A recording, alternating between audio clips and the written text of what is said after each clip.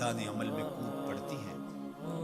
اور پھر اس سے بڑے دکھ کی بات یہ ہے کہ ہمارا میڈیا ان کے پیچھے کسی نہ کسی انداز سے کھڑا ہو جاتا ہے اور ایک ماحول پیدا کیا جاتا ہے کہ اس کی زیادہ سے زیادہ تشہیر ہو. میرا معاشرہ، میرا دین، میری مشرقی روایات، میرا کلچر، میرا تمدن، میری تہذیب اس کی حمایت نہیں کرتا. میرا دین تو مجھے اس بات کا سبق دیتا ہے، میری بہن کو، میری بیٹی کو، میری ماں کو، میری بیوی کو میرا دین یہ سبق دیتا ہے کہ وَلَا تَضْرِبْنَ بِأَرْجُلِهِنَّ لِيُعْلَمَ مَا يُخْفِينَ مِنْ زِينَتِهِنَّ، کہ وہ اتنے زور سے قدم بھی نہ رکھیں کہ ان کے پاؤں میں پڑے ہوئے پازیب کی چھنکا غیر مرد کے کانوں تک پہنچے.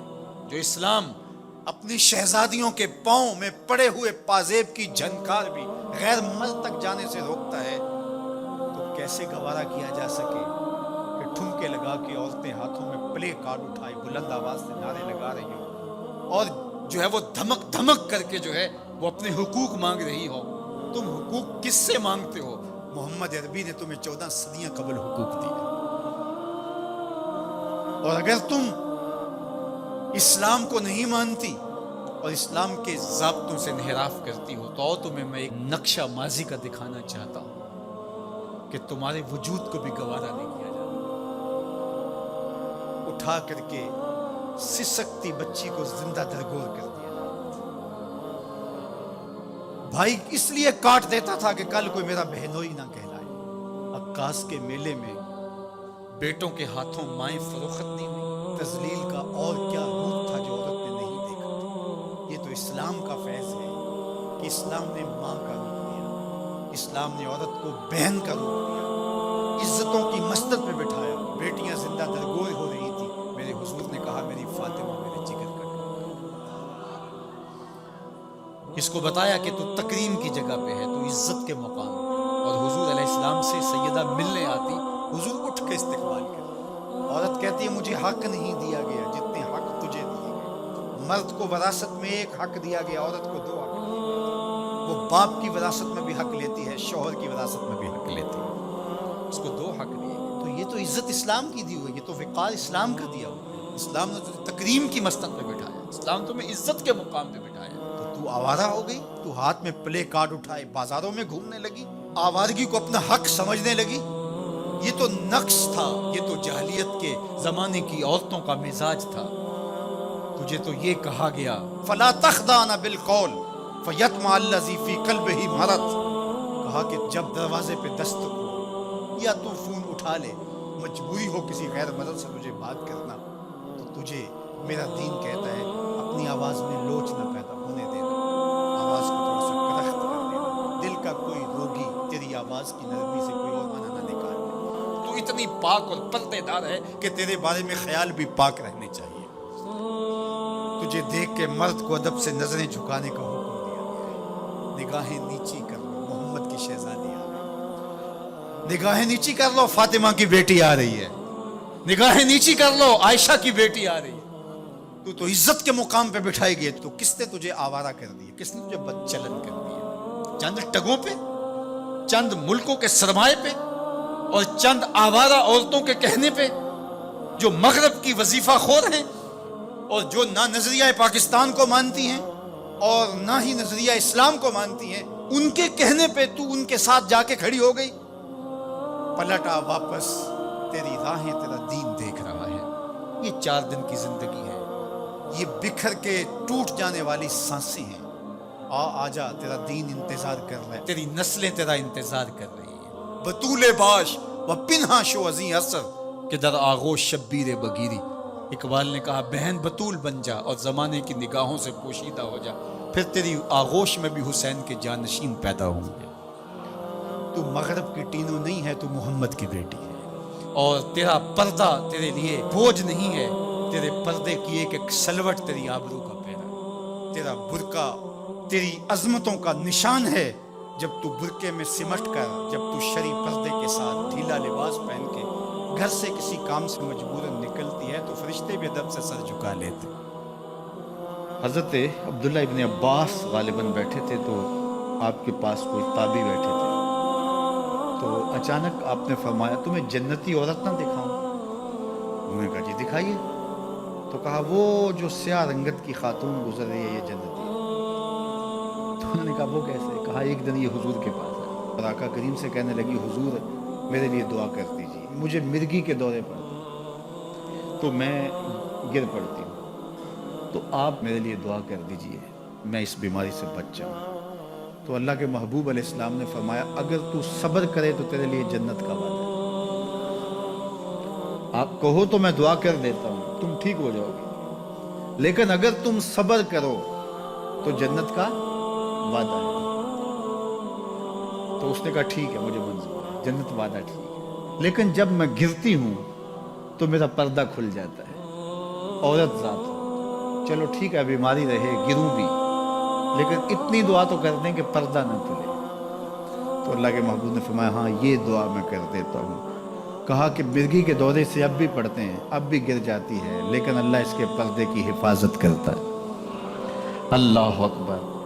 تو پردہ کتنی اہم چیز ہے، اور ہمارا دین ہمیں اس کی تلقین کرتا ہے کہ تمہارا حیا نہیں لٹنا چاہیے، تمہارے پردے کی حفاظت رہنی چاہیے۔ حیا دین ہے، اور حیا کے ساتھ اسلام کا تعلق کتنا گہرا ہے کہ یہ دونوں جڑی ہوئی چیزیں ہیں، ایک رخصت شے ہوتی ہے تو دوسری بھی رخصت ہوتی ہے۔ مجھے بھی آپ کو بھی عملی کوشش بھی کرنی چاہیے کہ یہ جو ذرائع ہیں حیا باختگی کے، ان سے اپنے آپ کو اور اپنی نسل کو بھی بچایا جائے، اپنی معاشرت کو بھی بچایا جائے۔ اور دوسری بات کہ ایمان کی تکمیل تو حیا سے ہی ہے، یہ باڑ ہے ایمان کے لیے، اگر یہ باڑ اتر گئی تو ایمان پر حملہ ہو جائے۔ تو ہم مغرب کی نکالی میں اس کو ترقی نہ سمجھیں، اگر حیا باختگی لباس مختصر بلکہ اتار دیا جانا یہ ترقی اور کامیابی ہوتی تو پھر تو کعبہ اللہ کا ننگے طواف لوگ کیا کرتے تھے، وہ ترقی یافتہ ہوتے۔ تو برہنہ ہو جانا یہ حیوانیت کی طرف سفر ہے، یہ کامیابی نہیں ہے، یہ عروج نہیں ہے، یہ فیشن اور ترقی نہیں ہے، یہ تو اخلاقیات سے کنارہ کشی ہے، یہ تو حیا باختگی ہے۔ اسلام ایک روشن خیال دین ہے، اسلام ترقی یافتہ دین ہے، اسلام انسانی مزاج سے ہم آہنگ دین ہے، انسانی ضروریات کے تقاضوں کو پورا کرنے والا دین ہے۔ انسانیت سے، ہمارے مزاج سے، ہماری فطرت سے ہٹ کر کوئی دین نہیں ہے۔ تو نفس کی تسکین اور ہے، روح کی تسکین اور ہے۔ تو جوانی کے دور کے اندر نوجوان کی زندگی کی کچھ ترجیحات ہوتی ہیں، لیکن بعد کے اندر وہ خود سمجھ رہا ہوتا ہے کہ میں یہ غلط ہوں۔ آج مغرب پریشان ہے کہ انہوں نے جوانی کے 4 ایام تو اپنی خواہشوں میں اسیر ہو کے گزار لیے، لیکن ان کے بڑھاپے کی تلخیوں کو آپ نہیں جانتے کیا ہے۔ تو مغرب کے سانچے میں ڈھلنے کی کوشش نہ کرو۔ وہ اقبال نے کہا تھا نئی تہذیب تکلف کے سوا کچھ بھی نہیں، چہرہ جو نہ روشن ہو کہ تو کیا حاجت گلگو نہ فروش۔ اندر کچھ ہو ہی نہ اور اوپر میک اپ کیا ہوا ہو تو وہ تو کبھی اترے گا، جب اترے گا تو نیچے سے کیا بلا نکلے گی۔ تو یہ مغرب کی تہذیب ایک میک اپ ہے، جب اترتا ہے تو نیچے سے بلائیں برآمد ہوتی ہیں، اور وہ بڑھاپے میں جا کے ان کی حالت دیکھو کہ وہ کتنی تلخ، عجیب اور پریشان کن زندگی گزار رہے ہیں۔ لیکن مومن کی زندگی میں بظاہر تلخیاں بھی ہوں، لیکن اس کا چہرہ روشن ہی آپ کو دکھائی دے گا اگر وہ اسلام کے دیے ہوئے اصولوں کے مطابق چلتا ہے۔ تو مشرق کو کبھی بھی مغرب کی نکالی نہیں کرنی چاہیے۔ مغرب تو اس مصیبت سے جان چھڑانا چاہتا ہے، لیکن ان کی معاشرت اس طرز کی بن گئی ہے کہ جان چھوٹنے نہیں پا رہی، اور جہاں سے وہ نکلنا چاہتا ہے وہاں سے ہم داخل کیوں ہونا چاہتے ہیں۔ تو میری بیٹی، میری بہن، تو مغرب کی بیٹی نہیں ہے، تو مشرق کی شہزادی ہے۔ تیرا برقع، تیری چادر، تیرا حجاب تیری آبرو کا پہرا ہے، جب تو سمٹتی ہے تو معاشرہ پھیلتا ہے۔ تیرا حیا ہی تیری زندگی کا تیور ہے، اور یہی تیرا نور ہے۔ ایک صحابی حضور کی خدمت میں حاضر ہوا اور عرض کرنے لگا جاہلیت کے زمانے کی 2 باتیں ہیں، ایک بات یاد آتی ہے تو آنسو نہیں تھمتے، اور ایک بات یاد آتی ہے تو ہنسی نہیں رکتی۔ کہا وہ کون سی 2 باتیں ہیں؟ کہا وہ بات، جو بات یاد آئے تو میری ہنسی نہیں تھمتی، وہ یہ ہے کہ میں ایک لمبے سفر پہ جانا تھا، تو یہ سفری معبود اور بت بھی ساتھ رکھتے تھے، تو میں نے سامان میں بت باندھ لیا تو وزن بھاری ہو گیا، تو میں نے سوچا کہ پہلے ہی میرے پاس سامان زیادہ ہے تو میں اپنے خدا کا بوجھ بھی ساتھ اٹھاؤں. تو میں نے کہا کوئی ہلکا پھلکا معبود ہونا چاہیے. تو میں نے آٹا گوندھ کر کے اس میں شہد ملایا یا ستو گوندھ کر کے اس میں شہد ملایا. تو میں نے ایک ہلکا سا بت بنایا, پھر اس کو دھوپ میں رکھ کے خشک بھی کر لیا اور اپنے سامان میں رکھ لیا اور راستے میں پوجا پاٹ بھی چل دیا. جب میں منزل پہ پہنچا اور واپس پلٹا تو جو میرا اندازہ سفر تھا اس کے مطابق توشہ لیا تھا. سفر کوئی 2-4 دن اوپر ہو گیا اور میرا توشہ سفر ختم. تو ایک آدھ دن تو میں نے بھوک کاٹی, لیکن جب بھوک کی شدت ہوئی اور میرے پاس کھانے کے لیے کچھ نہیں تھا تو مجبور ہو کر میں نے تھیلے میں ہاتھ ڈالا اور اپنے معبود کو ہی نکالا اور پتھر پہ رکھ کے توڑا اور پھر اس کے اندر پانی ڈال کر اس کو گوندا, پھر اس کی روٹی پکائی, پھر کھاتے ہوئے کہا میرے خدا اب کام نہیں آئے گا تو کب آئے گا, اب تو بھوک سے میری جان بھی نکل رہی ہے. آج اس بت کی بے بسی مجھے یاد آتی ہے تو میری ہنسی نہیں تھمتی.